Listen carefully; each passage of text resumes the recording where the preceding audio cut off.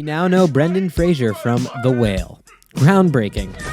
No, I meant groundbreaking for this next phase of his career, one that looks very different from his days as George of the Jungle. Of course, we can't say that many people look like themselves after 25 years of just, living life. But when you go from looking like a freaking Greek god to Jabba the Hutt, one can't help but notice the insane body transformation that Fraser has undergone. And yes, there was prosthetics and all this other stuff that made him look like he did in The Whale, but he's also just changed as a human being. I'm happy, I'm a little bit bewildered, I'm optimistic. We probably forgot that this is an actor who we saw on screen with Adam Sandler, Pauly Shore, and multiple CGI mummies, and is now an Academy Award winner. So, while this is hardly Fraser's only acclaimed dramatic performance in The Whale, a lot of us grew up seeing the star in a far goofier and occasionally loincloth-heavy roles, which were serious body transformations of their own, and he made us laugh while swinging and bumping into trees.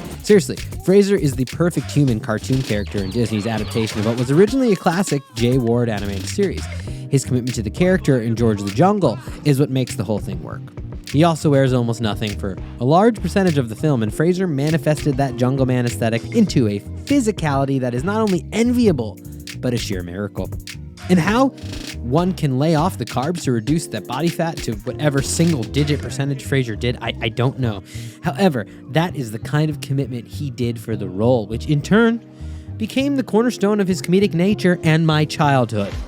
Jumping and bumping around Ursula's apartment and trying on her clothes while being in society for the first time he has left the jungle is exactly the kind of commitment that astounds a young me. For an example of how this could have gone horribly wrong, see George of the Jungle 2. Me knew George.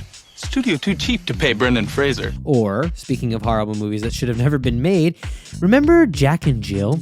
Neither do I, but Adam Sandler's stinkers are few and far between, thankfully, and if you want some deep-cut Sandler, look no further than Fraser's rock star look in Airheads, where Sandler and Brendan Fraser actually share the screen. And Fraser, once again, just got to be completely naked in a movie for some reason. Apparently Hollywood thought, hey, this guy is our hot, funny guy. Let's definitely show off the fact that you can be funny and have abs. Based on not totally a true story, Airheads stars the unlikely trio of Brendan Fraser, Steve Buscemi, and Adam Sandler as rockers that take a radio station hostage to get their band, the Lone Rangers, some airplay. It's a classic story of the American dream, obviously, and the movie is buoyed by an ace supporting cast that includes Chris Farley, Michael McKean, and Ernie Hudson. It's worth the watch, and if nothing more, to see Fraser's range, which is humongous. Kind of like his character in The Whale. So there you go, full circle, we did it.